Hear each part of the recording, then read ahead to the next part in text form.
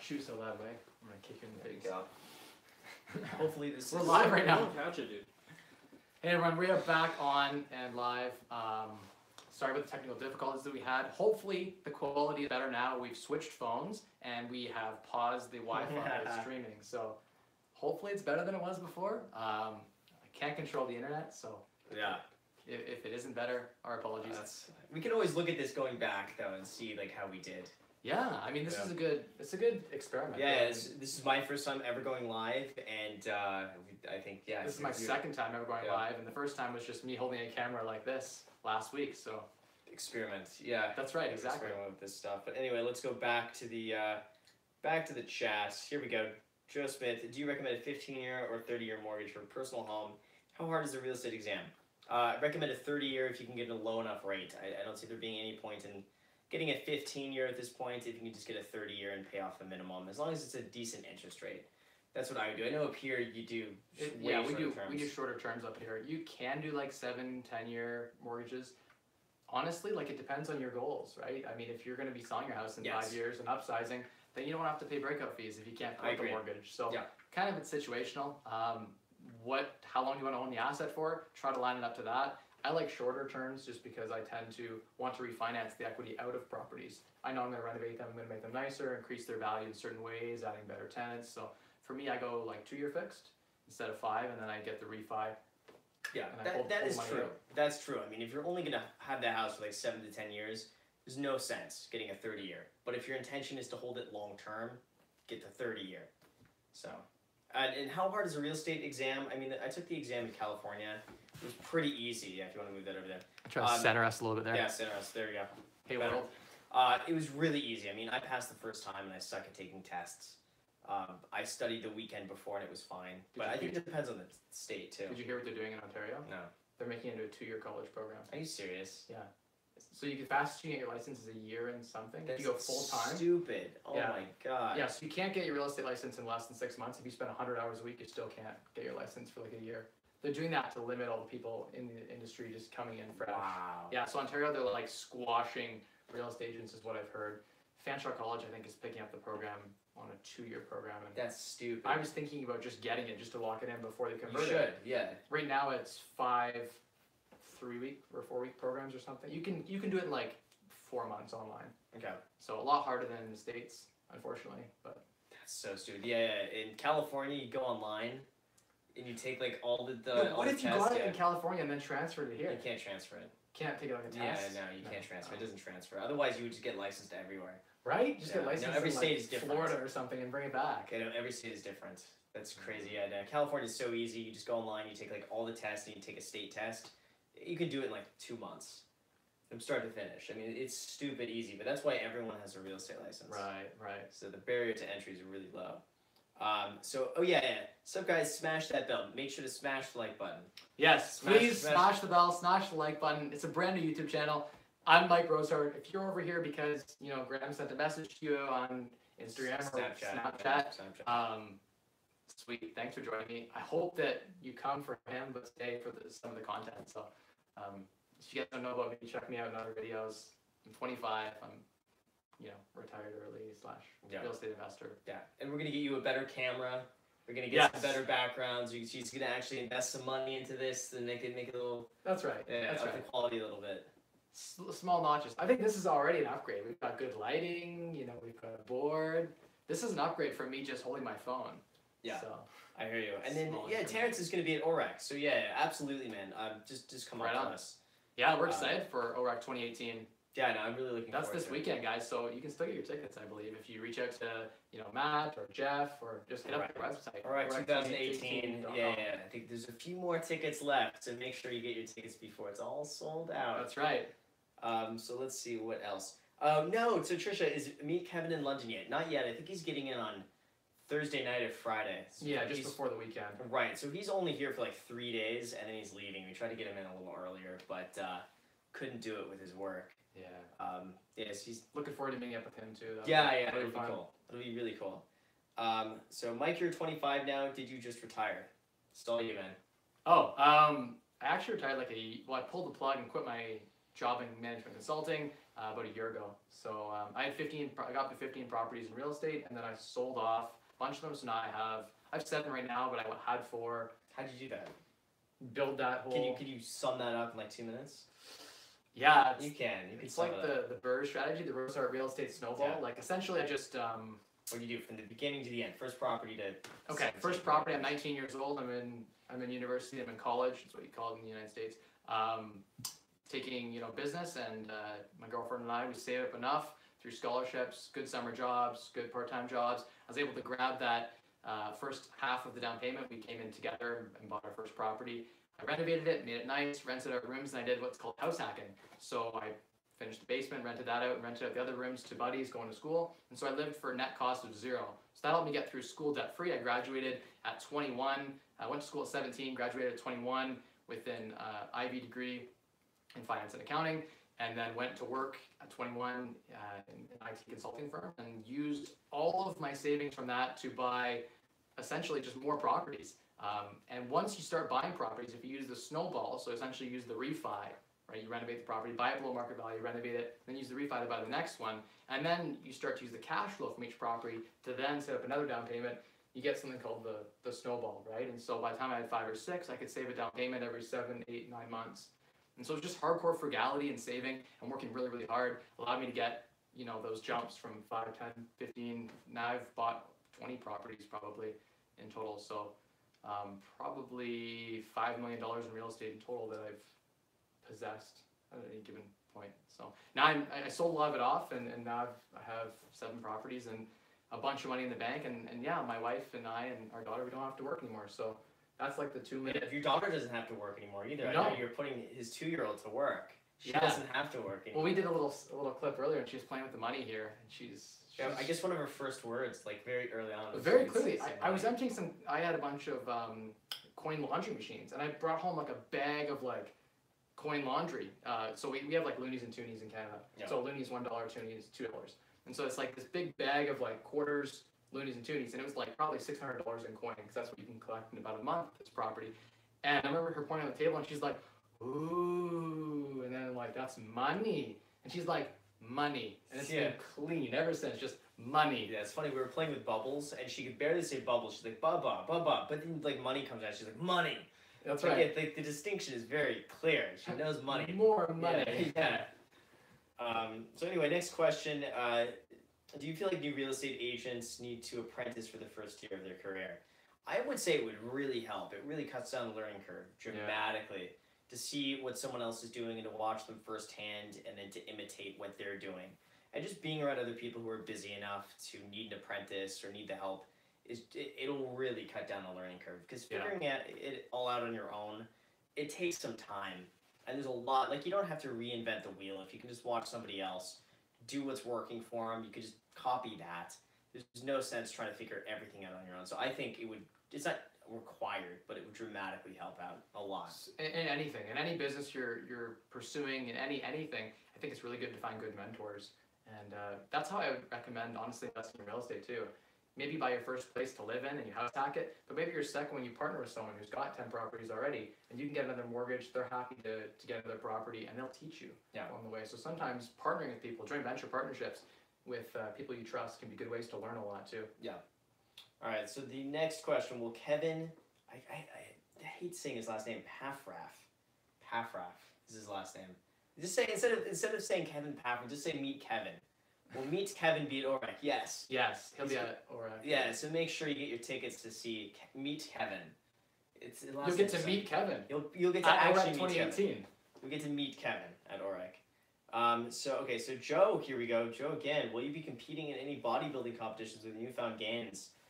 Yeah, I'm gonna be going for probably Mr. Olympia later on this year. Change your last name. Just gotta compete with that, and that'll be a good one. We should have a backyard workout. Yeah? Yeah. You got I'm all really? about personal fitness, yeah. You got weights back there? Oh, I got dumbbells and stuff. Really? Yeah, we'll head Cool. outdoor workout. Oh yeah, we'll go live the next time. Yeah, why not? Go We'll do live. it. Live bodybuilding competition. Alright, okay, so Catherine again. Oh, I think this is for you. Did you live with your parents to help save money, or did you house hack? So I moved out on my own at 16. my girlfriend, and then 17 I went off to university. So I didn't go back in the summers. I never went back. I had a single family, we grew up single family below the poverty line. My mom didn't have a lot. I made more than she did at 17 or 18. So I didn't really come from a lot. So for me, moving away, moving to a new city, going to school was a fresh start for me, a chance to really kind of prove myself. So the way I saved money was house hacking. I rent hacked actually from 17 to 19. Bought my first house. You can see videos I've done on that and check my blog out if you want to learn about. Rent hacking is essentially you rent a place for as low as you can and then you get roommates to try to reduce the cost. House hacking, same thing, just you buy a property and you live there for free because you're renting out portions of the space that you aren't even using anyway. Yeah. So like for instance, I have a tiny house, guest house in the back there that I rent out because I barely use it. So it generates another $1,000 a month to pay the mortgage. So yeah. That's good. Let's see. And then how do you keep from burning out when you're grinding 24/7? Yeah, I guess I'll go first. I know you're a hardcore grinder too, man. You go first. Okay, so I actually don't grind as hard now as I did, a year or two ago. If you guys check out me on Facebook, I used to do daily video journals, and you remember seeing some of those. Like last year, I was in a really bad Every place. day, right? Yeah, every day I did a video. It was like 5-10 minutes or 2 minutes. And it was like literally me at like midnight, and you probably saw them because you're on a different time zone, but it's literally me at midnight coming home being like, I am exhausted. Like, been working all day renovating like 3-4 properties at once, got guys working and all these things going on and balls in the air. For me, it's just about finding your purpose, finding your why. And so for me, it's been my family and was reaching financial independence, and that was a huge motivator for me.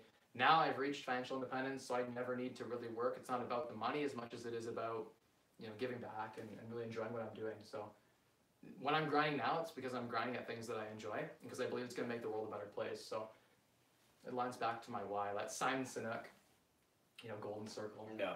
I wouldn't say it's bullshit, but good stuff. No, I get it. For me, it never feels like grinding. So because I hate working. Like, to be honest, I hate it. But so everything I do never feels like work though. So I think that's the biggest difference. Man, I wish I Yeah. had. No, nothing really feels like work. Like the YouTube stuff, I enjoy. Like I'd be doing that regardless. So like that's not work for me. You're editing a video and you're like, I love it. 2 hours in, you're like, you know what? Yeah. I love this. Yeah, I mean there are times when I'm like, man, it's a Monday and like I don't want to be doing this tonight. So there How are do you times get over that? I just force myself. But it's like I just the way I look at it is that like let's say it's 10 p.m. and I'm not in the mood to make a video. Yeah. I'm just thinking, imagine if I could snap my fingers and have it be like 11:15 and I'm done. I'm done filming. So I'm just like, okay, at 11:15 I'll be done. So like I'm just like from 10 to 11:15 I don't even think about the intro. I'm just like at 11:15 I'll be done with this. And that's it. So it's visualization the whole time. You're like, find my happy place. Like I'll be done in an hour anyway. So it's just like 1 hour. So like it pays off and then you're done. And it works and then I'm done. But that's rare. I mean maybe once every 3 weeks that really comes up that I hate. Like I just don't want to do it. But then with working in real estate, it's like again, it's never really felt like work. It's kind of like messing around. And you're blessed. Since like 18, you've just been doing it. Yeah, it's never felt like work. See, for those watching, like what I did for 3 years, I worked in IT consulting, like as an analyst, senior analyst, and manager. I hated what I did. The 9 to 5 was terrible, and it motivated me. Like that's how I was able to get 15 properties in like 5 years, is because I just grinded hard. Yeah. Just from the it's like when you're being punished, it can motivate you too, right? The carrot or the stick. Yep. So. Yeah, very true. So the next one, let's see. So Terrence, I plan to leave Warwick with plans to get started as a 19. Can't wait to meet y'all. 100. Much love from Toronto. Looking forward to it. Nice. Yeah, I look forward to seeing you. Hopefully you can come up to us and we get a chance to have a little one-on-one time after we. There'll be chances to network. So. Yeah. Okay. Then next, Christopher. Do you guys have a schedule for routine maintenance, such as changing out the furnace, filter, cleaning gutters, etc.? Yeah. Like I do. And I should stick to it. I don't always stick to it. Sometimes it's whoever screams the loudest. Yeah. Sometimes gets the first treatment. I know it's not a good way to operate, but yeah, there are schedules. Like you're supposed to change your furnace filter every 3 to 6 months, and depending on the seasons. And you are. Most people don't. I don't always do that, but that's the recommended. Right. Gutter cleaning, again, I tried to keep up on it. But yeah. What about you? No, I don't. Just nothing. Yep. If something breaks, I fix it. But like if it's not broken, I just kind of If it ain't broken, if it ain't broken, don't fix it. That's my motto. But no, I mean, if something breaks, sure.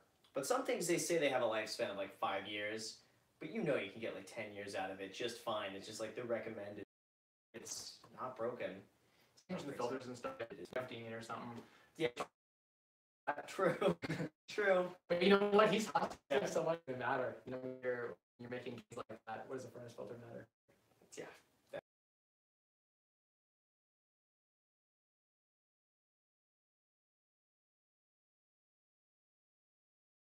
Will you ever buy a Lamborghini, Graham? I want to. I think it's. Yeah, where's the Lambo? I wanted to invest. I mean, it's just like if I really had to think about it that much, if it was really the smart move, it's not the smart move. Let's be realistic. I don't know. I don't know how many views I can get versus the Lotus. So, with the Lotus, I rarely drive it. It's just a pain in the ass to drive. It's like it's in the garage. It's fine there, but like taking it out to driving it, like there's no. Sometimes it's just easier to just drive my other car. Right. I'm just not. I think if I did get the Lamborghini, I'm tying up all this money in the car. How many more views am I really gonna get? Yeah. I don't know. Tanner J. Fox got the Aventador SV, which is an amazing car. I mean, that's like a $500,000 car.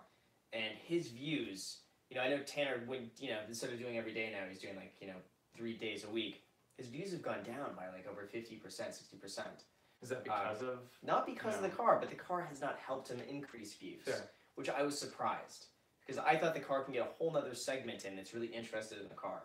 Why don't you just lease the car and drive it around and say it's yours? Use it for like 6 months. You can't lease them for like 6 months. You do lease takeover, but that would be like $4 grand a month. It's not worth it. So it's not worth it. Not worth it.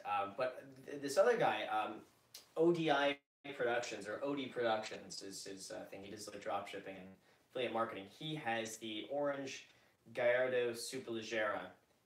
That's how I found his channel. I think he had like 40K subs when he got the Lambo, and now he's at like 100 and something. And I found him through the Lamborghini. His videos are getting like a decent amount of views. So that's someone else where the Lamborghini really helped his channel a lot. It's how you position, how you angle that. Yeah. So I don't know. I concluded I don't think I'd be able to see the benefit in the Lamborghini. And also I've seen some people they see the Lambo and then they feel like it's unattainable, or that it's like it's too much. Or if I'm talking about like living frugally and they're like, well, wait a second, Graham, you get the Lamborghini. And you know, I don't want that to conflict. Yeah, I'm preaching like, you know, live under your means, and then like driving around a Lambo, and then I have to explain like, wait a second, it's not gonna. I bought it used. It's not gonna go down in value. Right, you're holding your value. Right. Yeah. You're justifying it with your real estate and YouTube. Yeah. So maybe another year. I think I could probably use my gold forward focus and position it in such a way that like I could get a lot of views on the frugal angle and like roll up with like the music cranking, put like my window down, be like, just check this sick whip, make it sound like put it's a Lamborghini badge on the front. And that's right. That's all you need, and then just put like an SV Roadster in the back, like a little badge. That's right. Done. Then put SV on the side. It's all about the energy. It's right? branding. Towards It's branding. Yeah, that's all it is. If you believe it's a Lambo, maybe it is a Lambo. Nobody has to know there's not a V12 under the hood. That's right. And you can get the scissor doors. There's scissor door kits. Yeah. You get for like $1,000. You do that yourself, and the doors open up. I'll sweep out my Ford Focus out there. Yeah. Gets like 5 liters per 100 kilometers. Done. All right. So another from Terrence. Mike, how many properties did you acquire before you could completely depend on your cash flow? Oh, I'm super frugal. So like when I had 5 properties, I think I was generating enough cash flow that I didn't even need to work anymore.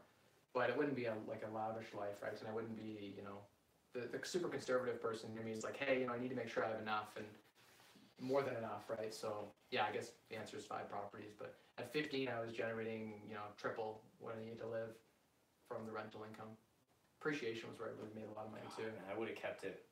That's tempting just to keep it in. Yeah, I was doing like with appreciation probably 20,000 a month. Wow. Like net. Oh, with appreciation gains. though. With appreciation. What about without appreciation? Just the cash flow. 12 or 13. You're making 12 from cash flow every month. That's crazy. Yeah. London properties are totally different than yeah. That's way more than I get, you guys. That's because the cap rates, right? In London are so juicy. Like a $300,000 property. I had a $350,000 property that was renting for $5,000 a month. I had 2 of them side by side, so I was getting $10,000 a month in rent on these 350 and 350. So 750. Oh my god. Or 700,000. I think I put 50,000 in renovation. So 750. I'm all in. I'm bringing $10,000 a month in rent. Now, like my nail nut's probably 6. Still, because they were super efficient buildings, stacked in such a way that like, yeah, I regret selling. That's the one property like Nicole, if you ever watch these, like I regret selling those two to you. It was a Why did you private sell sale. Yeah, I was just tired. I was at a point where I was just burnt out, and there was several days where I was just getting like dozens of calls. Things were going wrong. I had a leak in the second floor of the property that flooded, and I hired a property manager and fired them, and then I hired someone else and let them go too. And I was just having really bad luck. I had a lot of really bad tenants in some of these properties that I inherited. They were just souring it for the bunch. Like there was one bad tenant in the property, and they were always like causing issues for everyone else. And I'm getting calls all the time at like 2 in the morning. I just couldn't handle it. I just tired of it. I thought, you know, when you get to a point where like, let's say you have like $1.25 million, that's enough to index. Like I could index fund that, sell everything, index fund it, get my 4 or 5%. That's 50 grand a year, forever, for infinity. So what's the need to work, right? What's the need to like deal with all these problems? And so I just thought to myself, the real estate market's doing really, really well in London. It's never done so well. Why don't I cash out? Little did I know it went another 10% after I sold, and so I left tons of money on the table. But you don't have a crystal ball, you don't know. Yeah. So I don't know. Yeah, I mean, so the cash flow is really good in London, and like that's why I bought some more properties this year. I down to 4 in February, and I bought 3 more, so I'll be at 7. Yeah. And you're gonna keep those. Yeah, I'll probably stop at like 10, like no more than 10, because I can't handle managing more than that like easily. Single family properties are totally different than like triplex properties as well. Like these ones had like 11 bedrooms in each one, so it was a real problem dealing with like 22 tenants, right? Yeah. Like 11 bedrooms is 22 people that potentially can fight, and The cash flows that like it's just dirty in London. You can really like have 5 properties and be financially independent here. It's crazy, man. Yeah. Absolutely nuts. What do you get? So give me an example. Give like the audience an example of what you get in LA. LA. So if you want $5,000 a month net, that's probably you have to buy about $1.2 million in LA. That we net about 3 to 4%. Okay. That's about what it. That's like the cap rate, 3. Yeah, 3 about 3 to 4%. But we make a lot of money on appreciation. Right. There's never any vacancies. You rent it out almost immediately. There's a line of tenants around the block waiting to get something. But Takes a lot rent more control, money. I hear like a little bit of that going on in California. There is rent control. City of Los Angeles is rent controlled. So that's something that a lot of people are. But as long as you get market rents now and you raise the rent 3% every single year, you should keep on average about what it's worth.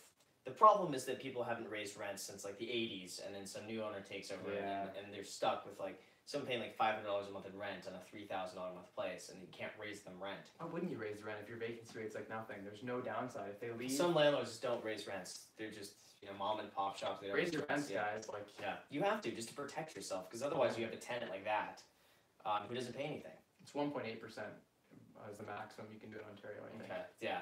LA is 3%. So definitely it takes a lot more increase money. those rents. I have the same kind of problems in some of my properties. It takes me a lot of money or a lot of time to get rid of these people that pay below market, and often those tenants are some of the worst. Smoking in units, and they have old grandfather rules that really makes it tough as a landlord. Yeah, and rent control. I mean, without going into too much, we could do a whole video on that. Yeah, I do think it's a flawed system. Yeah, and especially if someone, let's say, I think it almost should be like income based.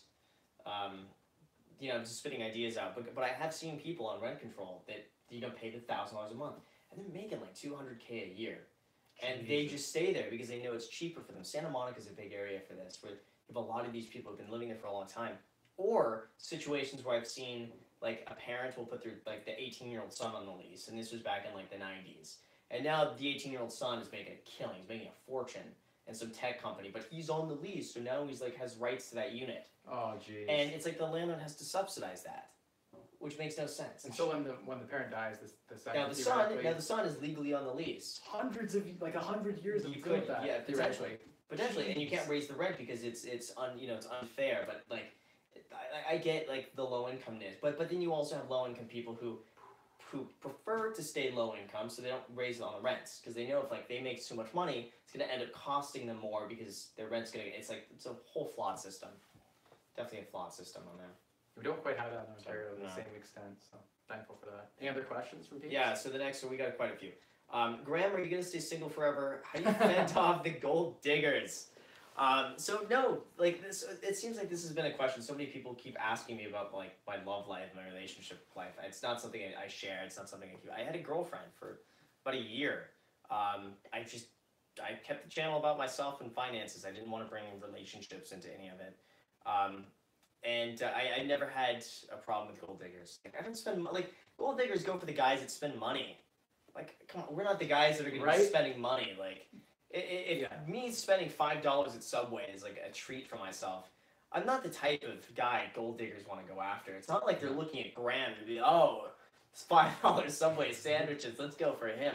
No, they go for the guy who's going to be going out, like, you know, every weekend, getting bottle service, going on, like, trips, like, hey, honey, come along. Like, that's what they don't want the dude who's just, like, saving all of his money. And, you know, if she orders, you know, like, the dessert, you know, I'm like, whoa, we have dessert at home. Don't worry about that. You're gonna spoil her with like $2 like ice cream at home. Or like even drinks. So it's like, oh, you know, let's pregame first before we go out, so we don't order drinks there. They're too expensive. Or like, oh, let's get one drink here. Like what I've done before is like I save the drinks for a happy hour. So like anytime we'll go out for drinks or whatever, I'd be like, it would be during happy hour. So I'd always say, oh, let's meet at like 6:30 or like 6:45. Like happy hour ends at 7. So we'd be like, let's get there at 6:45 at this place, and you just order all the drinks up front. Happy hour. Classy. So you that's how you avoid a gold digger is frugality. Frugality is just a huge bonus. Yeah. So next question. Like and Graham, what were some barriers you had to overcome before you could qualify for loans in the bank to purchase investment property? So I'll go really quick. For me, that was just getting a credit score. That was it. I didn't have any credit. The banks wouldn't want to lend me money. So that was my biggest hurdle, was actually getting the credit. And then after that, it was showing enough income, because in the very beginning, I was deducting everything. Totally. And when I went to get a loan, I qualified for less than what I thought because I deducted everything and I was showing less income, which is what I want to save on taxes. Yeah. But had I been able to show more income, I would have gotten a bigger loan back then, and I would have made way more money because I could have bought something more expensive that would have gone up more in value. Totally. Yeah. For me, it's just establishing credit was big. When I bought my first property, I didn't have really stable income. I was a university student. I had a job making, I don't know, $18,000 a year, so it wasn't really a great income. It's tough to qualify. At that time, it's about finagling the story, all about the narrative. How do you convey to a lender that you're one of those people that want to take a risk on because you don't fit the conventional, you know, means of getting proper financing. So that was a challenge and a hurdle. Once I started buying properties, it actually got easier for me because I had all that additional income from the rentals until they saw my tax returns, in which case I claimed like nothing because I had so many write-offs. So yeah, it's a game, and you gotta learn how to play the narrative. So Terrence also wants to know, why did you downsize instead of growing your empire? I don't know. I'm conflicted on that one. Should I have? I don't know. Sounds like I probably should have. Maybe I should have. I just love buying properties. If it were me, I probably would have hired a property manager, even if you had to pay them more. I know, it's like, but it got to a point where like, if I did all of that, I ran the numbers, and if I like hired out property maintenance, property like proper property management, and I factored in them like their vacancy rates because they'd be shittier, and I factored in all the things that they would suck at and just not be as like good as me, right? And when I did all of that, I was like, well, assuming London like might have, and I thought London's also like a really high point. Yep. And it's still gone higher, but that's just the nature of bubbles. I thought, well, you know, maybe now's a good time to lock in like these gains. These gains are real. Like I have tangibly over $1 million here that I can access. And I couldn't really get access to that before, so I thought, you know, at the end of the day, if you factor in all those numbers, it seemed like the rate of return was like 9-10% on my capital. And I'm like, I have people I lend money to right now, theoretically pay me 15% right now, and it's back to real estate. So, I mean, I make more lending to people than I do owning my own properties. Yeah. 15% on 1.5 million or 1.2 million or whatever is a lot more money than what you can make, you know, necessarily in owning properties. Cool. At the time, it was justified. Yeah. So Sam wants to know, what's the best way to estimate the cost of renovations, especially on your first property? So for me, it's just getting a lot of bids. Yeah, get a lot of quotes. Oh yeah. So you have a contractor who goes in, who'll tell you exactly how much something's going to cost. You have an idea. You look at other properties in the area, and you have an idea of what you need to do. If yours is a really bad kitchen, you're going to want to redo the kitchen. You see what other people are doing, and you copy that, and you get some bids. So you should know before you go into it how much it's going to cost. Yeah, I agree, 100%. And the more you do it, the better you get at knowing. You know, I know what my 90 cents a square foot my guy can install for. I know I can buy it at $1 a square foot. So I know it's cost me $1.90 a square foot for flooring, for instance. That's just something that like, now I have that quick mental math, and you can borrow those online. You can go online and find those costing numbers and use that. Yeah, as your base. And then after a while, you just know, like you'll be able to look at a place for 20 minutes and be like, all right, it's going to cost about X amount to fix because you've done it in the past. But that just comes with experience. 100%. How are we doing for subscribers? Have we have I don't know. people in? People are in. So Terrence also wants to know what else do y'all invest in besides real estate, stock, commodity, etc. For me, I just invest in Vanguard index funds. And that's it. So it's just real estate and Vanguard index funds. There's nothing else I invest in. You at least diversified with Vanguard. Oh yeah, and crypto. I have some money in Nano, which is just like it's gone to shit, but oh well. Oh well. So yeah, myself, it's same kind of thing, real estate, and I have some investments in equities, and I do a little bit of hard money lending as well, private lending as well. So yeah. Cool. And then Jeff is currently house hacking as well, which is awesome. Nice. Way to go, Jeff. And house then hacking is key. That's how you retire early, is you keep your costs low, right? There's 3 ways to become wealthy, right? You spend less, you earn more, and you maximize your returns. That's it. Those are the only 3 things you can do. Right. And then, Michael J. I don't know why it says your message was retracted, but if you're watching this, what's up, man? So let's see. So Sam, what is the best way to grow your YouTube channel when you're just starting out? Honestly, it's consistency. I think it's really it. And I do feel like, we tried to do our best with this, given the, I think a good background makes a big difference. Good quality makes a difference. Good audio makes a difference. I think all of these things, within the first few seconds, if it's not good, people are more likely to click out. So I think it's a combination of having good quality, being interesting, having something to say, getting to the point, which is a thing that too many people ramble without getting to the point, and you're just going to click out of that. And being creative and coming up with like good titles and thumbnails that are going to be clickbaity enough for people to want to watch, that are on topics that people want to watch, and it's trying your best to really carve out a niche that you like and that you think people will want to watch at the same time. Like, you can be really specific with it, like how to get listings in Los Angeles, or like, as a real estate agent, but nobody's going to really want to watch that. Instead, you want to be like, how to get your $1 million listing, in 30 days, just something like that. So that it has to be a little clickbaity, a little pushy. So you're saying target the general audience, or do you with a specific niche? I like to be as general as possible, because I feel like it appeals to the widest amount of people possible.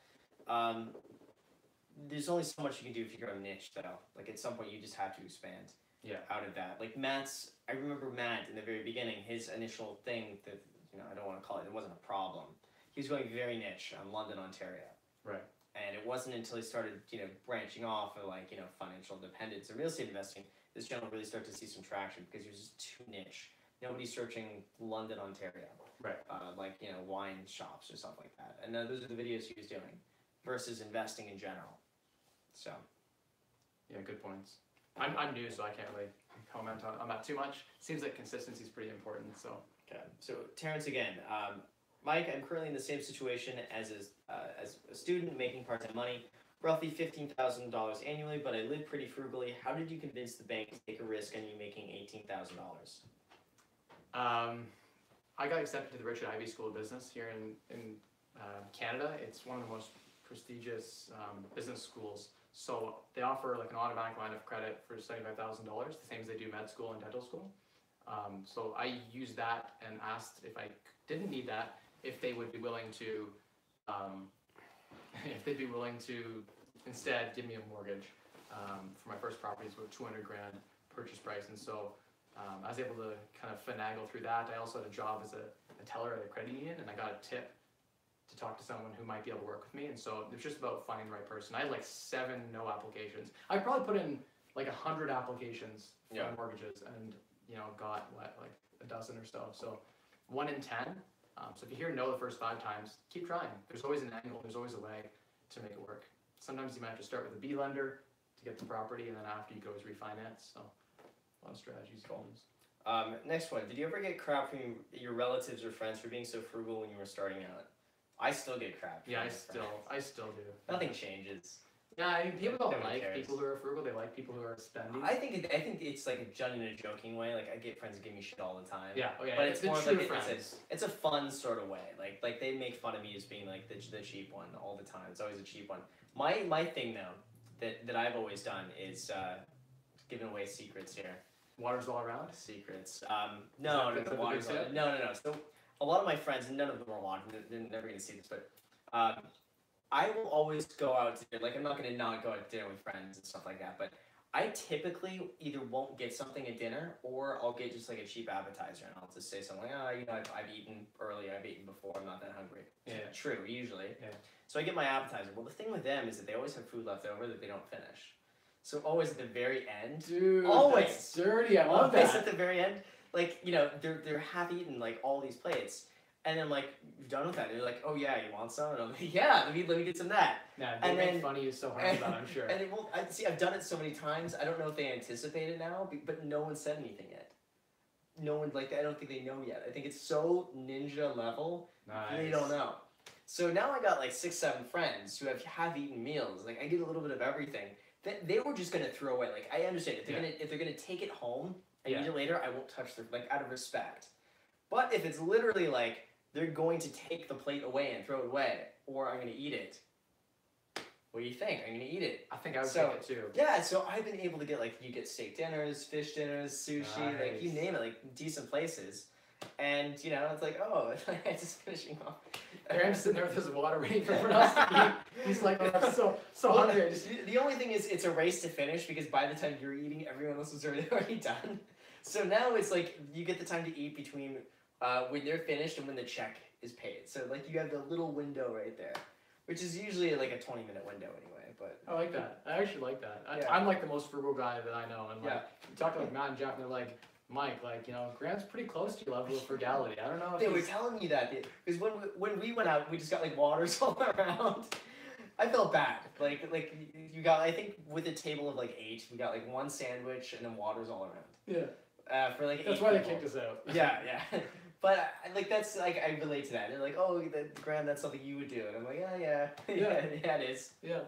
I'm like, you know, affectionately between my friends known as like the cheapest guy, right? So.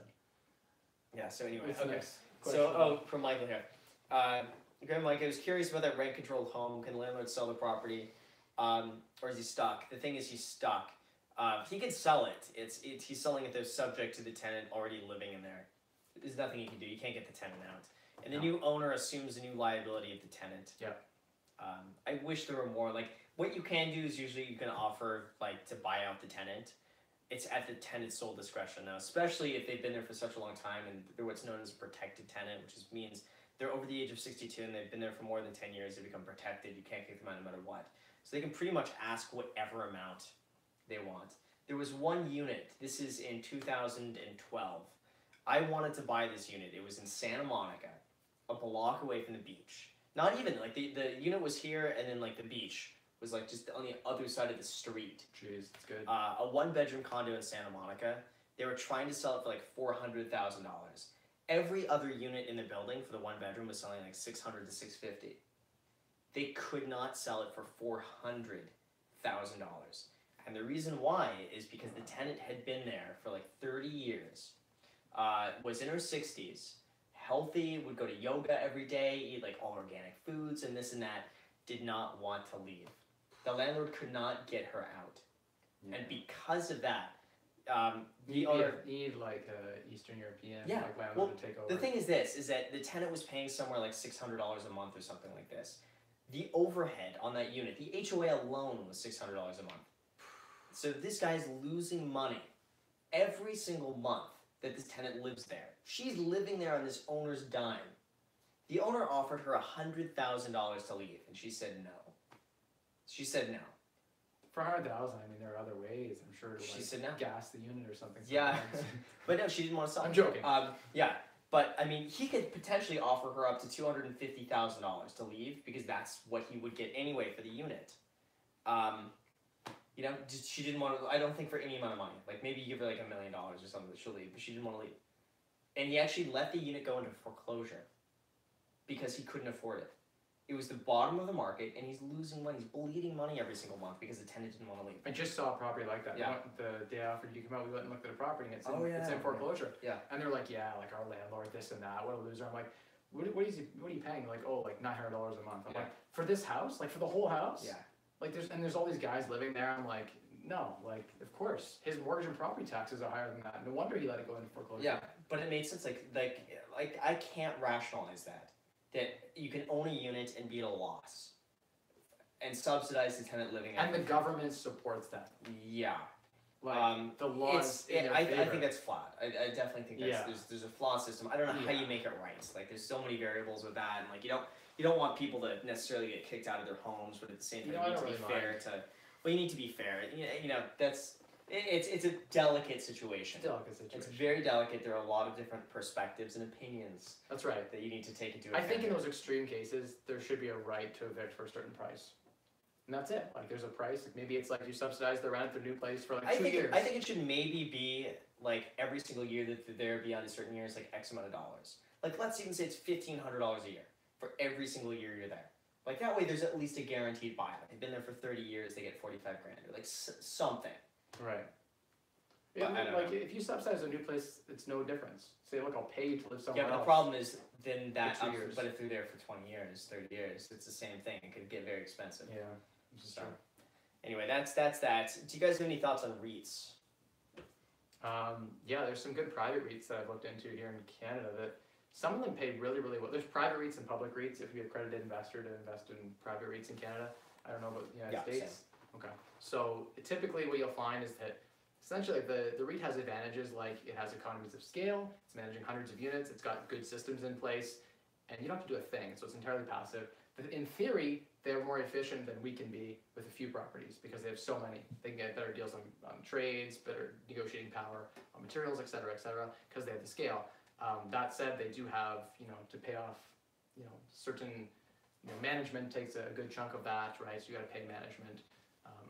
There are pros and cons. The rate of return should be theoretically slightly greater from economies of scale, but then the management tends to, and the public listed companies have a lot of hoops they have to jump through, so that ends up costing them quite a bit. So public REITs I find don't perform as well as owning like good properties yourself. But if you don't know anything about real estate, you've never invested in real estate before, you're just gonna buy a Joe Blow house, you might, if your profile is such that you don't want to manage tenants and deal with those problems, you might be better off with a REIT. There are some REITs that pay like 10, 12% a year plus appreciation, or 10% a year plus some appreciation. So you can do very well with a REIT. That was my thinking when I sold some of my properties, was that I could just put it all in REITs and get the same rate of return as if I outsourced everything, because my portfolio was small enough and I factored in some bad employees and things like that. Yeah.